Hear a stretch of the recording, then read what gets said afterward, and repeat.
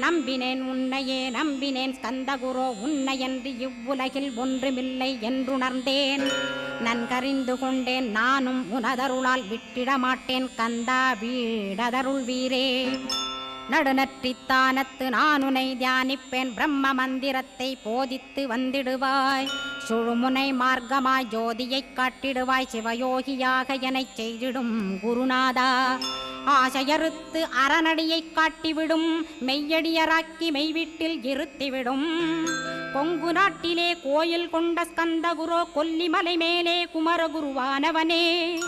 கஞ்சமலை சித்தர் போற்றும் ஸ்கந்தகிரி குருநாதா கருவூரார் போற்றும் காங்கேயா ஸ்கந்தகுரோ. மருதமலை சித்தன் மகிழ்ந்து பணி பரமகுரோ சென்னிமலை குமரா சித்தர் கருள்வோனே.